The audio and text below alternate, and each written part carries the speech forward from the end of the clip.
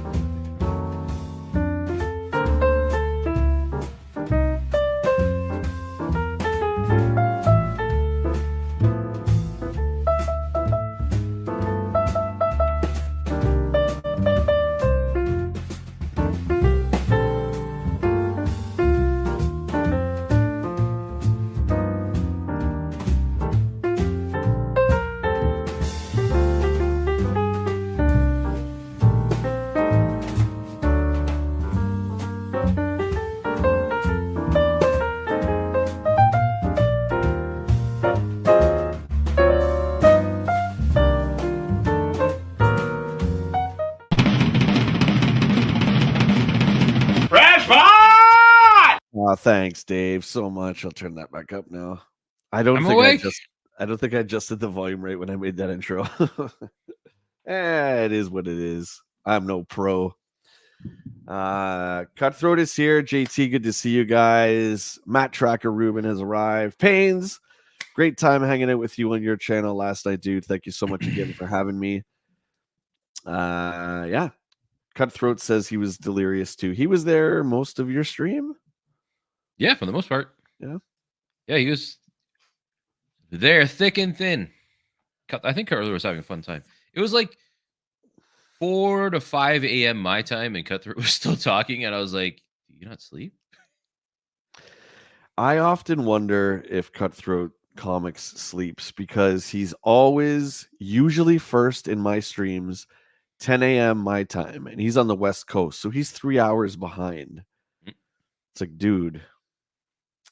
Anyway. And he Oh had a yeah, power dude. nap, he said. Anytime, Pains. Anytime, buddy. Just reach out. Okay. Well, let's get into it. So your streamathon was a success. Happy 3 years, Willie, and Thank you. I've certainly learned a lot from you. So keep killing it, buddy. No movies this week. This week we are, this is my favorite. This is my favorite. I love cracking open the old issues of EGM and seeing where we were in 1990. I'm fortunate enough to have this one in my collection. Yeah, I was gonna say This I is, remember that cover. yeah, my very favorite cover of EGM. This is issue number 8, which is 1990. I think it's February. It should be February. We're gonna get into that right now. So let's get into it. So you say you remember this cover, correct? Because it was on your shelf. Fair enough. Fair enough. There we go. I just want to make sure I got that on the screen. That is on the screen. Okay. Oh, so issue number 8. Look at it. For us in Canada, it was $4.95. I remember, dude, like buying these at school, like at high school on my break once a month, and it came to $5.75 with tax. And that was like I would have to save my lunch money for like 2 days. Hmm. And so I wouldn't eat for like 2 days. to buy this, right? Because your mom's not gonna give you money for video game magazines every month. At least not mine. You know the amount I was buying 4 different gaming mags. So I'm like, maybe that's why I'm so small. I wasn't eating during my growth period. But Stunted your growth. yeah, I would save up my money, dude, and go to the local store right by my high school there. Remember grabbing this guy here, man. This is an issue that means a lot to me. One of the greatest times in history. TurboGrafx versus the Genesis. Which is the best? Which is the best, Will? I like the turbo. I think the turbo is just a really cool system, and I wish that thing did better than it did. But You the got Genesis obviously has a lot of great games. But I never really played a lot of Genesis games, to be honest. I mean, that's fair. That's fair. Coffee and cigarettes stunted your growth. Well, coffee, yes, but not a smoker here. And it's not because I haven't wanted to do it, because all my heroes smoked cigarettes, but it was I had asthma, so and I kind of wanted to live, so I couldn't do that. Hey Tom, what's going on from Facebook land, buddy? Good to see you. Uh Tom's got a great company called Bull Airs, and he just showed me his latest shoes that he created, which is based off the Game Boy. Oh, they're so sick. You guys should check them out, man. And look at this. The John of War from Twitchland. And Will is in 3 places at once. Will's over on Twitchland too. Good to see you, John. I'm Matt everywhere. says, I seriously wish I had a chance to play the TurboGrafx 16 back in the day. There are many ways to still play it. They have that First, what was that one they released? The mini turbo or whatever thing yeah, they had? funny enough, right? So that got released during the pandemic. The TurboGrafx had distribution issues when it first launched, and because of the pandemic, the mini had distribution issues. So that thing is ultra rare. It's just like the turbo can't get a break, man. And Mhm. Konami owns the TurboGrafx now. Just kind of funny. All sorts of characters here. The right side, we have the Genesis represented. We got Forgotten Worlds, Shinobi, Ghouls and Ghosts, Zoom, Golden Axe. Then we got this dude from Legendary Axe. I don't know what this is. Pac-Man, JJ and Jeff, Deep Blue, and Vigilante. Is that Are we not? ready? It's not like the okay Shinobi, like one of the Shinobis. This here? No, the ninja. Yeah, the ninja is. Can you Oh, see okay. I my? thought that's what you were hovering Did over. you Oh, see my my bad. pointer? A little bit. Yeah, it's Hold on. this. Let me. I got it. I gotta zoom in for my old man eyes. Yeah, There we this go. guy. This guy here. This little guy. So the left side's Turbo, the right side's Genesis. I don't know what this guy is. Oh yeah. I guess we're Yeah. gonna find out through the latest issue of EGM. Let's crack it open. Packers, good morning, my friend. How are you doing, you son of a beaut? Yeah. So let's get into some Tenjin. Morning, Packers. Uh, Good old Tenjin. Unlicensed Tenjin. Let's say, what's so what, right? So what? Good I like stuff. those boxes. I don't know, something about that, like that goldish border around it, and It's really great. The carts were black, so you knew that if you got a Tenjin cart, like you knew a Tenjin cart because it looked different. And yeah, they had Shinobi, which is a little weird because that's a Sega property and Afterburner. So, excuse me, maybe that's another reason Nintendo didn't want their games. But then they had licensed games like Temple of Doom, Pac-Man, Roadrunner. I must confess, I've never even played that Roadrunner. Roadrunner. No, that. Wait a Roadrunner. minute. I feel like there was something about that. That maybe didn't come out. Let's Google that. Yeah. Yeah, I'm curious about that because I don't. I don't recall Roadrunner. That might have not come out. No, that's yeah. There's It stuff did on come out. Amazon for it. Yep. Cutthroat says Chippendale Rescue Rangers, great game. JT says Tenjin, the bad boys of the NES. Yeah, breaking all the rules. And Matt Rubin had Gauntlet. John of War says RBI was also great. I agree. I RBI love the, baseball. Yeah. yeah, the little stumpy players. I loved it. So in this issue, page 48, we're going to find out. Thank God, after all these years, someone is finally going to tell us which is the best. Which makes no sense because I would have read this already, but which is the best. Interesting. Uh, let's see here. NEC Super Graphics isn't really that good. And then we're getting into some Game Boy previews. Yeah, this is going to be great. Love this ad for Double Dragon. Yeah, that looks really cool. Remember having this one in my bedroom back in the day. And now. Okay, moving on. Insert coin. All right. So our good buddy Steve Harris, the main editor for EGM, he always has really good editorials. Recently, the staff at EGM got together to assess where we've been and where we're going. Besides talking between ourselves, I can't see. Besides talking between ourselves, we also sorted through hundreds of letters that have been sent by you, our faithful supporters and readers, to determine exactly what's good and bad between the covers of our magazine. So that's kind of cool. Mm-hmm. They're going to be reassessing, and EGM I always found was evolving. Yeah, they were always on point, right? Like they always knew, they critiqued themselves, they changed and adjusted to how the market was going. They were good. Yeah, absolutely. So we look forward to seeing that in the future issues of EGM. I wonder what the calculations would be, dude. Like if we did one a week, which we don't, I think we do it like every other week. If we did one a week, how long would it take before like we probably would never do it? Yeah, there's no Yeah, way probably we'd be not. able to do it. Not in our lifetime. Somebody would have to pick up the mantle after us. Someone will carry the torch for us. All right. I think this is our second favorite segment. The letters as Hey. sent by you guys in the chat to EGM via time travel back in 1990. Hey, you see in the bottom here, remember this Connex thing? Hmm. A lot of the chipsets, I just found this out the other day. A lot of the chipsets in the Connex made their way into the Atari Jaguar. Really? Crazy. Yeah, the Connex never was released, and a lot of the boards got inserted into the Jaguar, which would Hmm. explain why the graphics are so dated on the Jaguar. Is that interesting? That is kind of crazy. They're just trying to like save money.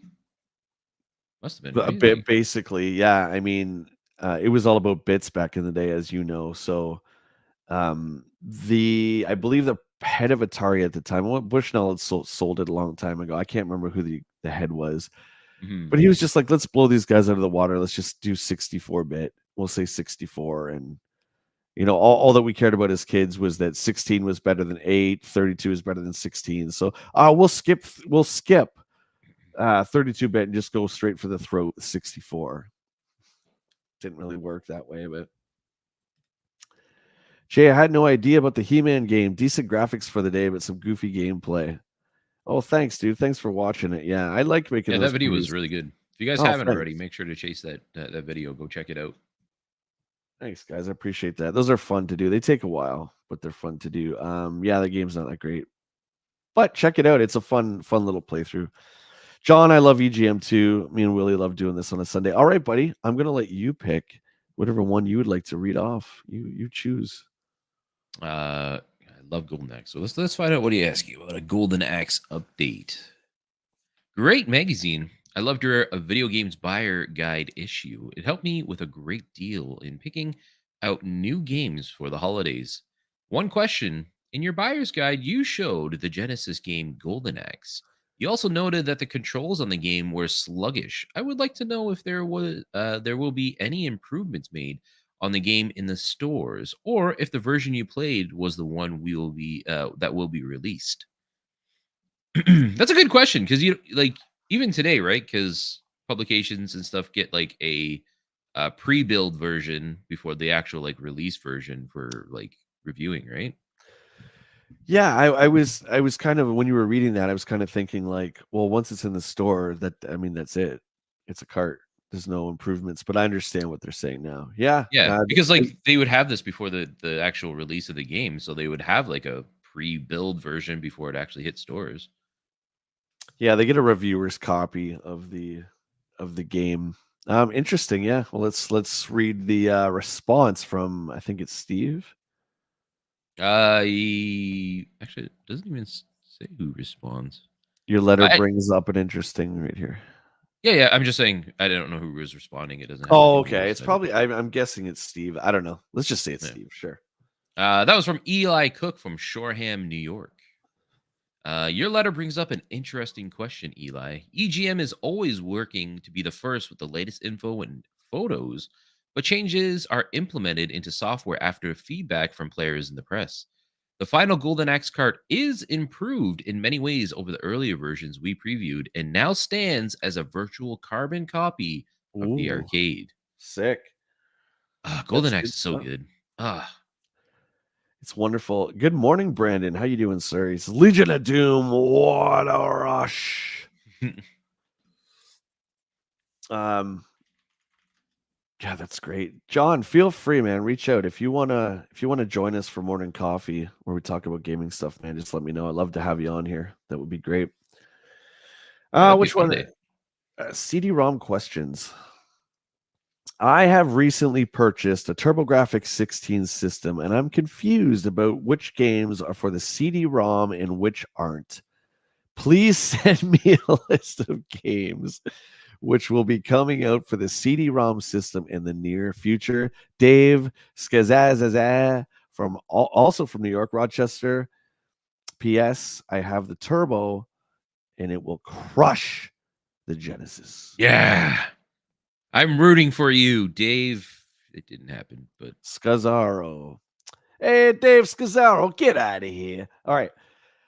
At this point, a number of companies are working on CD-ROM specific games like It Came from the Desert, while many more are becoming available and may someday reach the US and Japan. That doesn't say anything unless it's on the next page.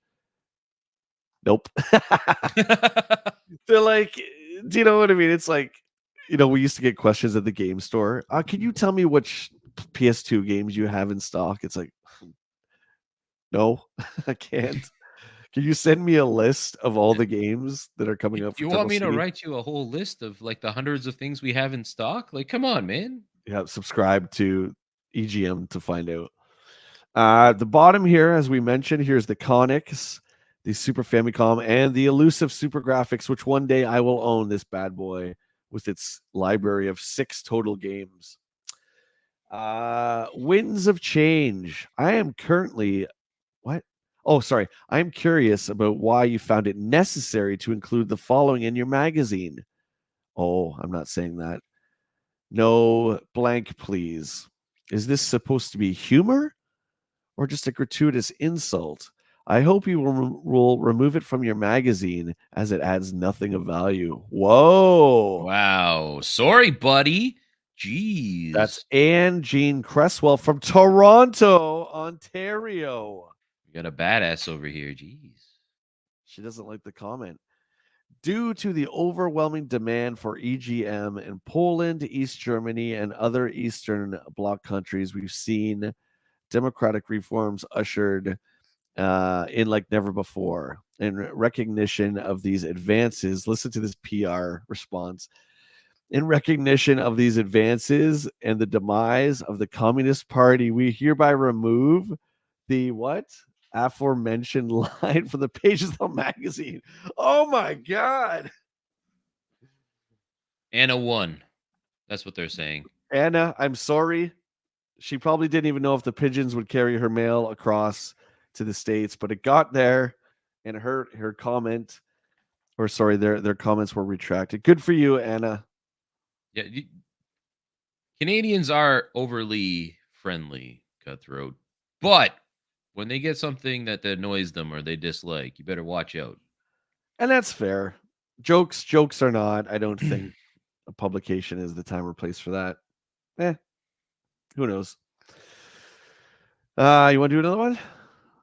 Yeah, let's A couple more do there. the sincerest form of flattery. Your electronic gaming review crew is, without question, no comparison far above any game review format I have ever seen. It's three sentences. Sorry. No wasted space, a good cross comparison from different writers and players. Your review form is so excellent, I would not change it even a little bit. This format should set magazine standards for game reviews. And I think it kind of did. And it did. Absolutely. That's from Carl Kraft. No address given, so we know it was written in house, just so they can flatter themselves. Yeah. Like, hey, talk good things about us. Carl, aka Ed, the reviewer. We're glad that you and other readers, like our review crew, Carl. Wait, we are glad that you and other readers like our review crew. There we go. I was reading it wrong. You got Carl. this. You got this. While the other megs try to duplicate the crew's success with rating systems that supposedly uh, tell it like it is, you can always count on EGM to give you multiple opinions from 4 different game fans who know what it takes to be a winner. Not tooting their own horns at all there. No, see, I told you this is in-house. They did it. Somebody wrote this into themselves, and they're just like, yeah. JT says, Ann Jean went on to form Game Informer magazine. She's like, I'm gonna do it on my own. Screw you guys. How about Nintendo Power? For just an overall magazine, I think it's great. It was different. My thing with Nintendo Power is just Nintendo, right? So it was great if you wanted to know Nintendo, but EGM and Game probably covered everything. My favorite thing about Nintendo Power, though, was like the early issues, like when everything was kind of new. Yeah. But then like it just kind of got a little boring after that. I think outside of the first year of like Nintendo Power, I just kind of stopped. Yeah, I remember my mom kept subscribing it for me, and I remember it got to a point where I barely even opened it. I mean, that's just my take on it. I don't think it's bad, but EGM and GamePro were far better. Carl Kraft will be in the next review section of the issue. Coral. Coral. That's great. John says, we'll make our own magazine with Blackjack and Ladies of the Night. Perfect segue between Walking Dead, Destinies, and EGM. Dude, listen, hang on. I got to derail a little bit. Yeah, okay, so I asked you about that game, and you said it's not bad, or you said it's pretty good. It is. So why is everybody hating it? I like it. And there was a few of you yesterday watching till the end. I had fun with it. It's definitely janky, but I thought it was fun. I think if you don't really like The Walking Dead as a TV show, you probably won't like it as much. I don't know. I thought it was good. And people are like, I think people are just on the game mill bashing hype train, myself included, as I named the title of the stream. I put it in the Saturday Hell Ride. I don't think it belongs there. I thought it was pretty good. So it's no King of Kong. It's made by the same studio, right? Well, it's not King of Kong. It's Kong Skull Island. King of Kong is the Bill Mitchell movie. Will hasn't slept in 3 days, so I've been streaming for a lot. Don't mind me. Yes. Where's King Red Kong. Belt? I am a martial arts game fan, so I quickly bought Last Battle for Genesis. In issue 3 on page 64, actually, you wrote that Red Belt, a karate kicker from Activision, was shown at the Consumer Electronics Show. What exactly is that game about? Jean-Francois Le something. Blainville, Quebec. Very often a game will change dozens of times throughout its life. That's something that's occurred with Red Belt. Activision modified the game slightly and now call it Tongue of the Fat Man, based on one of the computer titles. It's an arena fighting game, and the early version we saw looked very promising. Cool. Tongue of the Fat Man? Never heard of it. Don't know if that ever came out. Not too sure. King of Kong Skull Island. John's making fun of you. You know what? I'm running with it now. I think King of Kong Skull Island is a better title than what they have. I can't wait till you play it, buddy. You're gonna want to just like throw it in the garbage. It's. Well, I got my my replacement PlayStation, the 30% smaller. That takes up pretty much the whole screen. Okay, hang on, ladies and gentlemen. Hang on, ladies and gentlemen. I see what's going on. My PlayStation broke just in time for the Slim to be released. That's right. Yep. Ah, They say okay. it's 30% small. I don't have my older one, but that thing is still ginormous. They gave it back to you, right? No, I just told them to keep it. What? It's dead. What am You I going gotta to do put with it? you I'm just gotta going to put it throw on it your out. shelf in the shelf graveyard. Ah, whatever. I have a box graveyard. That's where, but they're working systems still. They're just in a box. Dude. Well, whatever. It's your PlayStation. Do the hell what you want. And the Slim, I'm just jealous. That's all. That's pure jealousy. Make sure you lay it horizontal. It's laying horizontal. This game was great. We talked about Batman a lot. That was actually featured on the cover of the last issue that we saw. Sunsoft Batman, dude, like it's the game. Oh yeah. All right. Okay. So we're here with the review crew. Steve is the editor. Ed is the bad boy with the bad attitude. Martin and Jim, we don't really know too much. I think who was new? Jim last. I almost said last season, last issue. Was Jim the new guy or I think Martin was. No, Jim was the new guy. Jim was the new guy. Okay. It was at the bottom, the last one. Yep, it was Jim last week. Okay. Fairly certain. Yeah, John. Sunsoft was kings back in the day with like that Ninja Gaiden difficulty too. Even the Batman on Genesis was great, and it was completely different. They were great. Okay, so your man is Ed. So let's see what Steve has been up to. Steve is now having fun with his latest toy, a new super graphics from Japan. He also has loads of new Game Boy Soft on the way. What software? Oh, softs. That's something that no one really says anymore. Steve For trying to the be trendy failed. He also well, they also have like 3 sentences worth of space for some reason. He also has loads of Game Boy software on the way. He's finished Castlevania the Adventure. Other new favorites include Astanax and V-Ball. Ooh. Okay, you want to read Ed, your guy Ed with the bad attitude? Bad. What would we call him last time? Oh man, I can't Bad attitude, Ed. I don't know. remember. We didn't. Oh man, we've had so many names for Eds. I don't know. Ed's Every just issue, it's like different Eds. yeah. Head.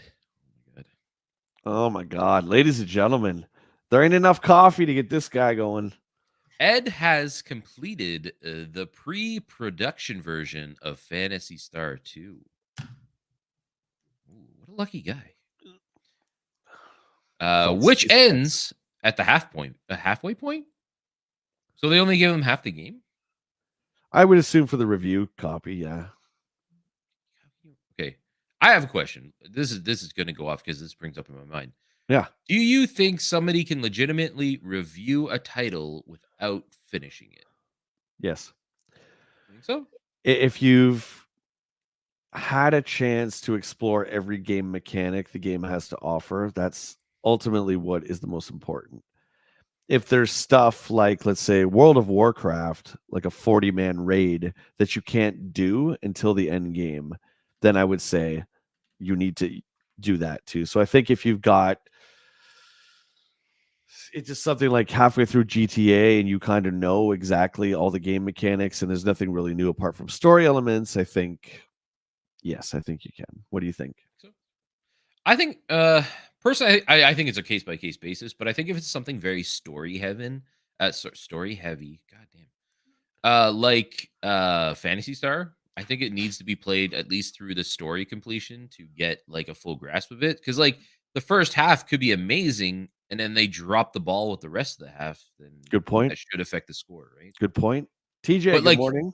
MMOs that you play, I understand. Like an MMO, like that grind is different, right? You can play and understand the mechanics. I feel like in an MMO, as long as you get to level cap, you should be able to give a good understanding of it all. Um, but yeah, like for RPGs specifically, I feel like they need to at least play the main story. And that's fair. See what Matt says. You can't really review the entire game unless you get the entire game's story. The story is part of the real reason to buy the game. And Exactly. JT says that 24-hour stream definitely broke your brain, Willie Low. Yeah. Yeah, but we finished at closer to 30 hours of streaming for the last That's couple days. insane. My voice still hurts too. Willie Low, I was reading about the PS5 issue you had. I can't believe Sony used poor quality thermal paste. So that's what happened, right? It's that I don't know the technical aspects or name for it. Is it that the metal thing that heats up, right?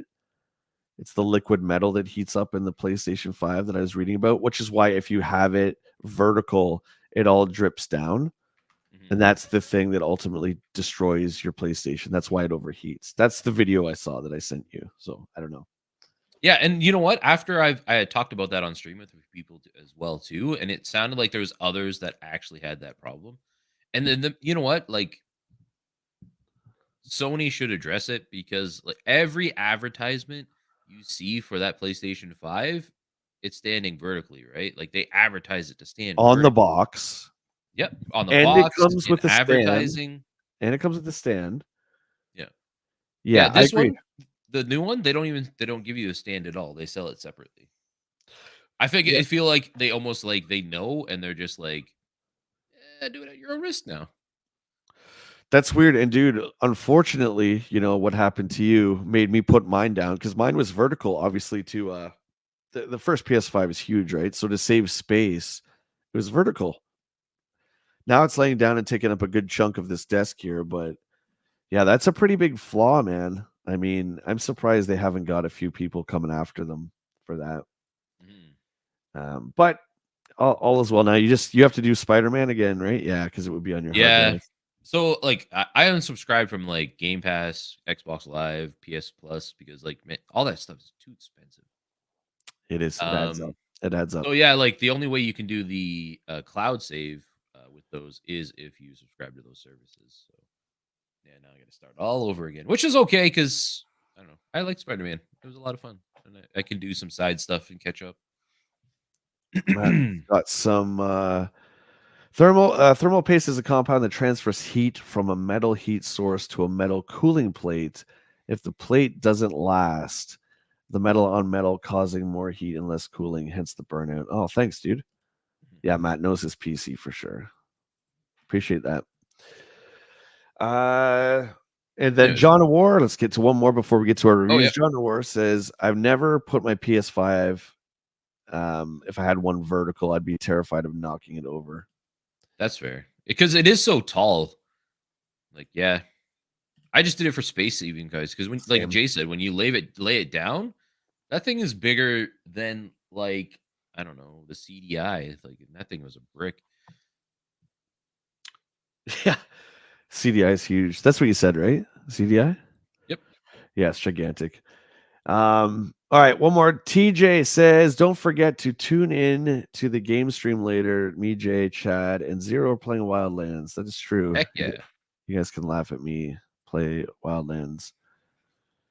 Where are we here? We're here, and then we are here. Okay. Boom, boom. Whoa, look at that page is messed up. I'll read Martin and Jim quickly. So Martin's our new guy. Martin can't wait to see Gradius on the Game Boy, but for now, he's fulfilling his thirst for shooters with Truxton on the Genesis. Double Dragon 2 is keeping him busy, at least until Sunsoft's Batman comes out. It's not even out yet. Wow. The review crew's resident Mr. Video Games is back again. This is Jim with wit and wisdom, waiting for the latest releases. So Jim isn't doing much. That's I had to put like filler stuff in there for Jim. Some of the month's favorites include Revenge of Shinobi and Road Blasters on the NES. Move that up a bit. Like many, Jim can't wait to get to Vegas, baby, for the Winter Consumer Electronics Show, which I believe is Old still going. CES. Yes, I CES think is it's still still going. going. Yeah, the E3 has gone bye-bye, but the CES is still there. Okay, let's get her going. So Double Dragon 2 transferred over to the NES by Acclaim. Was a great game. This is where I fell in love with Double Dragon, dude. Finally, on the NES, we get two players, as Double Dragon always should be. This was a great game, man. I don't know if you've played it, I assume. Mhm. Yeah, Double Dragon 2 was technically the first Double Dragon I So good. played. So Yeah, good. it's And it fantastic. just crushed the first one. Again, it's all about that two-player co-op. So Steve, my man, gave it a 7. I enjoyed Double Dragon 2 a lot. The new moves and fancier backgrounds do add some depth. And the two-player cooperative function is another welcome enhancement over the original NES Double Dragon. In the end, it's just more Double Dragon. But as a Eve. Double D fan, I'm more than satisfied. Well, listen, we're all fan of the Double D, but listen, I think so, Steve's the hater in this one. tell me that that wasn't wrote in there on purpose. Hey, Where's Anna? Is she gonna be writing in this time too for this one? good morning, Den. Get her on the line. We have to make sure that she's okay with this from Toronto. Cutthroat. Oh my goodness. All right, let's see what Ed has to say. Oh, he's being a nice man. Hmm. Nice guy, Ed. Every bit as good and even better than the first. It's all new too. New moves, new scenes, great graphics, excellent player control, and multiple difficulty levels. Double Dragon 2 is easily the best kick and punch game ever made. Oh my god. So I forget, were they doing game of the month? I don't know if they're doing that yet. Maybe not. We haven't seen that yet. No, they haven't brought that up. Okay. So this is a big game. So I think with the big games, we should probably read all the reviews. So I'll read Martin. The Supreme Punch and Kick. Top rated graphics help complement this super sequel. The new two-player simultaneous feature is another added improvement over the original that clearly makes it more fun. A worthy sequel, You don't. That's a not just worthy me. sequel that surpasses its predecessor in almost every way. 8. That's pretty good. Hey Mo, good morning, dude. Good to see you. Um, yeah. So it was old Jimmy Woods. Double Dragon 2 represents a phenomenal improvement over the original Double Dragon. The graphics, gameplay, and two-player interaction all combine to blow Double Dragon out of my NES. The theme is a bit stale next to upcoming efforts like Viper, but for now, it's king of the kicker carts. Viper. I hope he doesn't mean codename Viper. Maybe? Anyway, codename Viper was like a Rolling Thunder ripoff by Capcom. I don't know. 720 Degrees by Mindscape.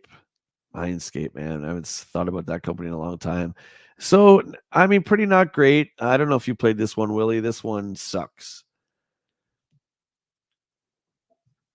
It's definitely not good. Did you ever play it? Look at your Yeah, face. You're like, it looks familiar. I might have, but I might have pushed it out of my mind. I I mean, don't thoroughly remember actually playing this. NES wise, it's the graphics are bigger than Skater Die, but ultimately it's pretty dull. Let's give a shout out to the Den of Geek for 11 months of pure awesomeness. 11-month Woo! membership. Thank you so much, brother. Couldn't do it without you. So thank Heck you. yeah. That's great. So our man Steve 720 is an utter disappointment. It's not entirely Mindscape's fault, however, for they have tried quite hard to capture the excitement of the coin-op quarter muncher.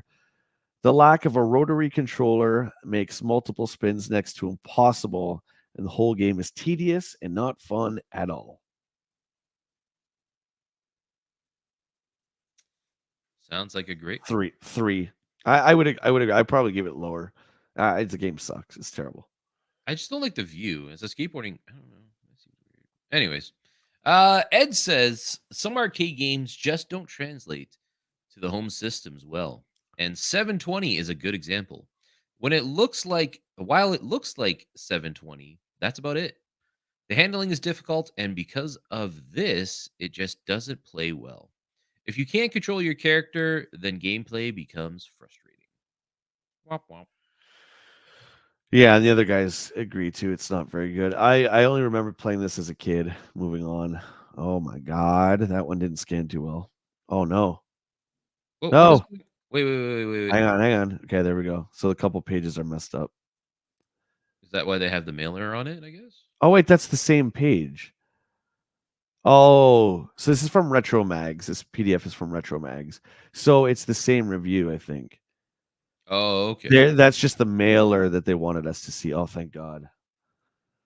Okay, that's pretty cool. Okay, I get what they're doing now. So that's the same page we just did. Okay, there we go. Continuing. Eight Eyes. Eight Eyes, upon first glance, looks like Castlevania. I don't think I've ever played Eight Eyes. Does it look familiar to you? Taxon? I know Taxon, but is it old Yeah, the school first thing I NES? saw it, I was like, Castlevania? Which is like Looks like a your rip guy's like off. a hunchback. This new action adventure contest from Taxon. You set out to explore a terrifying region filled with creatures and monsters. Yeah, so it's like a Castlevania. Steve gave it a 6, above average. Anyone who's up for another side-scrolling action adventure game will find some merit in the new Taxon title. The options with the bird seem unnecessary, as there really isn't anything that hits you in the face as being spectacular, but Eight Eyes is entertaining for a while. I feel like that's a little too. If you're gonna give them the gears, give them the gears, man. You know, don't sugarcoat it, unless you want that sponsor money. Yeah. They want to throw some money. We'll tell any games that's good. Wait, no. Kidding. Call of Duty Modern Warfare 3 is the best game ever to hit. I'm just kidding. Okay, so Ed. Ed says a decent imitation of Castlevania. The multiple country selection adds variety to an otherwise average game. Nothing spectacular ever appears, but the gameplay is slightly above average. Well, 6. And then just like Martin and middling. yeah, mid Martin and Jim, 5 and 6. Moving on to A Boy and His Blob, which has over the years become a real cult classic on the NES. I was gonna say there's a lot of people that seem to really remember good things about this game, and I feel like there's like a good amount of people that really love it, and it's kind of surprising seeing very low review scores on Yeah, I think it's a really niche game, especially back then. There's a lot of backtracking. But over the years, I think, or sorry, back then, I think a lot of people just didn't understand because it wasn't a lot of action and a lot of this and that. I don't know. I'm just guessing. it. I don't think I've ever spent a lot of time with the boy and his blob, so I can't say here or there. Steve gives it a 5. There is a lot to like about the boy and his blob, with some cool digitized graphics and animations bringing the game story to life. The transforming blob introduces some interesting opportunities, but the lack of scrolling screens and other rough edges do detract from the overall appeal. Hmm. Yeah, I don't know. It does look funny, right? Because like you have like the menu system with the I think it's jelly beans he feeds at the bottom that you can give to the blob and it does stuff. I've Yeah, tried to play this yeah. a couple times and I think it's just too much for me. It's too thinking outside the box. I'm getting old. I need to just be point and click. Well, I don't think anything will ever beat Castlevania 2 for NES as far as obscurity puzzle wise. But this was one of those games where, yeah, you really had to think about how to get around obstacles and stuff like that. And I guess maybe at the time it just didn't appeal to a lot of kids. I don't know. Maybe. I don't know. Yeah, this definitely would. I would say this would be like something you would probably see somebody play on PC over the NES if you really think about it, right? Like like you had those adventure games on there, like Super Monkey Island. Well, yeah, Secrets of Yeah, Monkey Island. There we go. Again, my brain's not working. I got to think fair. through better. But Secrets of Monkey Island was like stuff like that, like the Indiana Jones games, like those adventure titles. And this feels like that. And I think it would have probably done better on PC than NES. Well, Ed gave it a 6. Ed says the mazes in Blob alone would make for a decent game, but when you add in the extra challenge of having to use the right jelly beans at the Oh right man. time, the game gets even better. It's a silly concept and looks like Crane's 2600 titles, but it still plays well. Yeah, he's saying it looks like David Crane's. I mean, that's amazing to see what David Crane goes on and does. So I bet, yeah, old Ed's eating his words, but Yeah. yeah, I mean, in an age where graphics were everything, and to some gamers they still are. I think to guys like you and me, they're not, but to No. some gamers, graphics are everything. Especially back then, it was all about more bits, right? Better graphics. So I can see this. Yeah, yeah, I agree. It looks like an old maybe Commodore title or something like that. But yeah, and then Martin and Jim 5 and 6. Road Blasters scored higher than both of these games. Is it Road like a spy Blasters, hunter type game? yeah, I think it's like that, like Road Rat or not Road Rash, Rad Racer combined with like Spy Hunter. Hmm. Steve gave it an 8. Road Blasters is a very good game with all the high-powered features of the arcade included. The graphics are better than any other driving game available for the NES. With smooth perspective that zooms by. Throwing, shooting, dodging, and collecting, you get a super gaming experience. Well, it seems to sum it all up. Why play anything else but Road Blasters, right? Exactly. I'm gonna play that now. Ed gives it a 7. The best racing game to appear in some time. It's a racing game? Fully checked assault vehicle. It seems like you're more shooting than racing. But Maybe it's anyways, like a Mad Max kind of. Maybe it is a race, but like get there any means necessary kind of thing. I don't know. hmm. True to the arcade version and just as fun to play, what it lacks in looks, it makes up for in action. The periodic warp zones let you skip through the easy levels and eliminates boredom for advanced players. Good, solid racing action. TJ says Road Blasters wasn't that great. I remember having the comic stories for that in my Transformers comic. Oh, interesting. Brandon says, "Boy and his blob just sounds like a snooze." Yeah, it's very puzzly. Was not for me when I have because I have friends that like reminisce about that game, being like, "Oh, this game was so fun and amazing," and I've tried it a couple times. It's not for me. I might have to revisit that. I do remember. I can't remember if I rented it, but I definitely saw it as a kid. I remember seeing the graphics, and I will confess, I was like, "Ew, this game's ugly. I don't even want to go near this thing." Okay, we're getting into Master System territory. Oh yeah, this is the famous misprint. So we see the first one says Golden Axe, but it's really Space Harrier, and vice versa. Mm. So this is obviously Space Harrier, which is the first one. Golden Uh, Axe looks great. Real departure from the other one. that's and I think that's the Master System Golden Axe. Yeah, it is. Okay. So Golden Axe for the Master System got an 8 from Steve. 8-bit Golden Axe may not offer the terrific graphics of the 16-bit cousin, but it does have more than enough action and excitement. It's not an easy game, but the high level of challenge is welcome in a world of similar Sega offerings that are beaten the same day. A very good arcade copy. Huh. Like for what I so I've never played this one on like the Master System, Yeah. but I have played the Genesis one, and like that looks great for being like 16-bit. But like the 8-bit one, like if that's a screenshot from it, that looks still pretty impressive. Yeah, for an 8-bit console, that's still good. I don't know if you could have two players or not. We got a boy and his blob defender, the John of War. Yeah, see, there he is. I knew there would be one of them out there. Boy and his blob was revolutionary, you idiots. Great animation, creative puzzles, incredibly difficult to understand as a rental. John, why are you so mean? I threw the idiots in there. He No, didn't I say know. um, yeah, I would agree. I would agree, John. It's probably more understandable for us now. Well, I hope it is. But as a kid, I had no interest in figuring things out. But it Yeah. was ahead of its time. Right? Ahead of its time, right?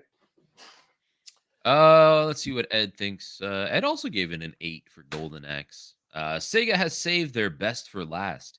Games like this could keep the Smiths going for another year. Well, if they typed out Sega Master System, that's half the review space. So they It have to would come. still fit in. There's still space. No, we're gonna call it Smiths. The graphics are outstanding and the gameplay is very challenging. Very few compromises were made in this version in translations from the arcade.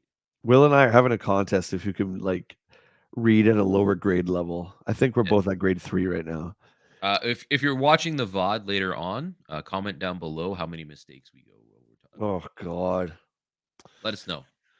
So then Martin and Jim give it a 7 and 8. So that's pretty great. And this is near the end of the Sega Master System's life cycle. Dynamite Ducks is a game I would say that is made famous by one of my favorite gaming YouTubers, who is Johnny Millennium, the Happy Console Gamer. He talks about this game all the time because he hates it so much. So I, of course, picked up a copy. This is long ago because he wouldn't stop talking about it. It sucks. Ducks sucks big time. Yeah, it's pretty bad. And I think the review crew agreed. So Steve says a side-scrolling shooter starring a blue duck and a cast of bizarre enemies may sound exciting and different, but it isn't. Dynamite Ducks is slow, looks bad, and it's way too easy, even for beginner players. It's a new twist on the old theme that fails to excite, astound, or even be fun. Bad choice, Sega. Whoosh. Slapped. So this is it's just a beat 'em up, side scrolling action theme, Yeah, comic kind of. motion Yeah. scenery characters. Huh. I do. Anyways, Ed does not like it as well. Give it a 3. This is a game that Sega should have forgotten about. It's a stupid concept. Wow. The characters are lame, and the gameplay is too simple. If you did, if you're, Oh boy. if you're Okay, did, that I think that's a typo. If you're did enough, if you're old enough. If old. you're old enough to read this review, then you're too Oh, old to okay. play this game. There we go. That's hey, It looks like listen, with a 3. I still complain that those threes are like in the wrong spot. to be fair to Will, uh he is seeing what you guys are seeing, which is much smaller print than what I have. So let's just go with that. Let's go with that. Will's demoted down to grade 2. I'm still at grade 3. So okay, here we go. We're gonna keep it going. 4 and 3 from Martin and Jim. And then Space Harrier. Yeah, Matt says they just switched the pictures. Believe me, it was enough to confuse me. And Brandon says, I'm a graphics, graphics guy all the way. There you go. That was the big thing though, right? Like the debate between 8 and 16-bit. Like back then, a lot of people were about the graphics, right? Because that was the new big thing. You're getting the new hotness. Everything has to be Yep. prettier and bigger sprites. Even you, Jay. You're always Even saying, me. "Oh, I love the big sprites. Even Give me. me them big sprites. Love me some big I sprites." need the big one. I mean, that's one reason fell so hard for the 3DO system. I didn't have a PC with a CD-ROM, so to get a console that could do that, it was definitely all about the graphics. Look at these full motion video games. You're playing little Mario plumber games. Well, I have my own plumber game. Wink, wink, nod, nod. Hmm. But yeah, graphics were all the rage back then for sure. Yeah, ties may be involved. Yeah, Space Harrier for Turbo. Interesting. What? This come out for Turbo? What? I guess it did. Maybe Steve that's another says typo. he says 7. This version of Space Harrier is just as good as anything available before. In fact, it's better in many ways. The action is very fast paced. The enemies attack with intense ferocity. The angle of the screen makes it slightly awkward at ground level, but all in all, it's a good effort. Huh. So it did come on. Okay. Cutthroat says he had it. Hater Ed coming in with a 5. He, Oh, he didn't even use up the whole space. He didn't even think it was worth it to that's a actually mic fill in the drop, pen box. drop. Yeah, for sure. Jeez. NEC has a great translation of its fastest moving shooter, but who cares? It's Woo! old. Everybody has played it already, and its uniqueness has worn off. it's only average. Got it. Holy jeez. But who cares? Do you know what? I think Ed got a verbal after this. They're It like, just got written up. Edward, we need to see you in the office. Look, dude, if you're going to be writing, you got to be a little bit more positive. And you could just see Ed in the chair like this. No, Fine. Fine. you can't silence me. I'll be whoever I want. Those ratings of 3 seem generous for what they actually wrote. Yeah. I don't think we've seen like a 1 or a 2 yet. Yeah, not yet. I'm waiting. There's going to be a time, and you know it's going to be bad. We're still in the turbo, ladies and gentlemen. Military Madness. Oh my god! If anyone who hasn't played Military Madness, it is one reason to own a Turbo Graphics. Great game. A great. I guess it's not an RTS. It's a strategy game, but not in real time. It's awesome. It's so good. It reminds me a bit of kind of like the Fire Emblem games and Advance Wars and stuff like that. Now, Yeah, and nice. You know, we're spoiled over the years with Warcraft 3 and StarCraft. Command and Conquer, but it was nice to play a strategy game where you could just take your time and think.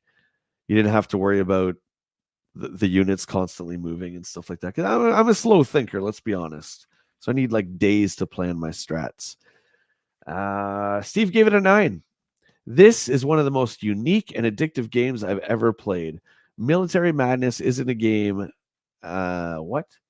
Military Madness isn't a game as you know it, but a strategy contest that puts you in the command of an entire army. All the strategic elements are handled by the system. Don't pass this game up, even if you're not typically a fan of war games. like the movie.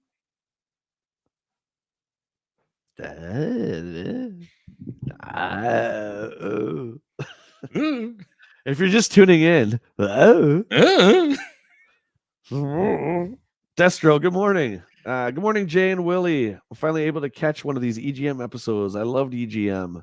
Got them every month. Oh, wicked, dude. Glad Well, to have you here. grab your cup of coffee and light your fire if you have a fireplace. And I don't know. Let's enjoy this. Ed gave it an 8. Well, nowhere near as involving and complex as its computer cousins. Military Madness still has all of the basic theory and strategy packed into the cart. It's a worthy opponent, even for the war games experts, and you don't have to wait for the computer responses. I like the idea behind this one a lot. But he starts off with the old negative, doesn't he? Always. Unless it's something he really, really likes. Yeah. Sevens across the board below. War. War never changes. What's that from? Metal Gear. Metal Gear Solid 4. It's from Metal Gear? Oh. At least that's where I know it from. Like, it's old man Snake reminiscing, and like he's supposed to be retired, but he's out in the front fighting again. And he grabbing his smoke. He's like, war. Okay. War never changes. I don't think they cared for kids developing poor eyesight back in the day. Just strain everyone's eyes and let nature run its course. Well, I don't know, like people from other generations when they started wearing glasses. I started at like 41. I feel that's a little young, but now I can't take these off because I can't see anything without them. So Yeah, probably up close, right. I'm not too bad, but yeah, I can need them do. now. Yeah, I can see things far away, but literally like here in front of my face, forget it. Yeah, I'm opposite, so I can't see far away, but I can see pretty like up close. That must be so weird to take them off and everything's blurry. Oh, it's crazy to think of that. Anyway, did we? Yeah, you did, Ed. Okay, so 7 and 7 from Martin and Jim. Great game, guys. If you're a Turbo fan, why am I telling you? You guys know about this game. Check it out for sure. Oh, okay. How do you say this one? I could never pronounce this one.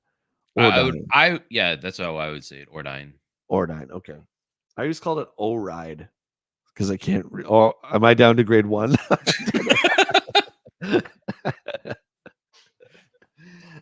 You're grade 2. I'm down to grade 1. Ordine. Or O-Ride. Can I play that O-Ride? What the hell is this kid talking about? There's no game called O-Ride. Lisa, good morning. The coffee is flowing.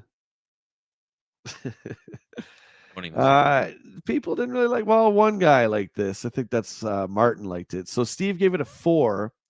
Ordine isn't a bad game at all. 4. There's just not enough game there to warrant a 4 meg investment. You guys got to remember too, back then, the more megabytes the game had, the more expensive it was for cartridge. So it did matter. The cartoon settings also detract from the main shoot 'em up action. What? You think that would be a cool thing? Steve, you're failing me. Instead of nonstop blasting, you spend more time flying from point to point. Colorful, but not a lot of fun. That screenshot's really messing up with my mind. Like it almost looks like it was cut and like replaced and like you know what I mean? Yeah, when I look at that, I see like Flashpoint or something like that. That's what it looks like, but I know it's not. It's like a shooter That's game. weird. I know. Anyway, 4. Uh Ed also gave it a 4. While graphically excellent and quite challenging, something is still missing in this game. It just doesn't come across like a 4 meg game should. 4 meg game should. Wow, okay. Great, Perhaps there's not grade enough 1. bang for the buck, even with the floating shops and gambling centers that help break up the action. What? There's gambling centers? Kindergarten. It's brutal, buddy. Brutal. What do you mean? It sounded good, okay, in my head. Am I broken? You're borderlining illiterate. You're teetering on the line. That's why we don't read nowadays. That's why we have people talk to you. Yeah, with Tears of the Kingdom, when they did the voice cinematics, it was great. And then when they stopped and I had to read, I was like, okay, well, it's not gonna be good. Yeah, get on that Nintendo. Why do I have to read like every like What outside of the first box? Why do I have to read? I don't want to read no more. I know. So archaic. Give me a break. I derailed your entire review. I'm sorry. No, that You was did it. you finish? Oh, you finished it. Finished it. Okay. But I want to read Martin because Martin liked it ish. He Yeah. gave it a 7. Ordine is a cross between Fantasy Zone and R-Type, a good addition to the family of turbo shooters with bright and colorful graphics supporting a straightforward battle filled with power-ups, bosses, and more. This one could be a sleeper hit. Back up to grade 3, baby. Sheesh. Okay, moving on. Deep Blue. This is an interesting one. This is an underwater shooter. We know you love your underwater games, Willie. Oh, love it. Maybe Yeah. this one's for you. Echo the Dolphin is so amazing. Echo, Dave the Diver, the other You love Dave. thing. Yeah. Subnautica. Hypnotica. Subnautica. Hypnotica. Talking Getting about demoted again, buddy. back to grade 2. All right. Deep Blue 4. Deep Blue is riddled with problems. Well, the game begins with an attractive theme. It quickly, oh God. What is that? What's that word? Grade 1. It quickly what? What is that word? Seriously. Degenerated. Disintegrates? Degenerates. Degenerates? What the hell does that mean? By putting you in control of a slow moving action craft, only offers 3 weapons which change little when powered. No matter how good you are, you can't help but to get hit. Yeah, I mean, so that could be just like a, those, what are those shooters called that are impossible? I can't remember the term for them. Like the bullet hells?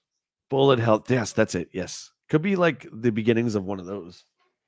Maybe. Dale, good morning, my friend. Good to see you.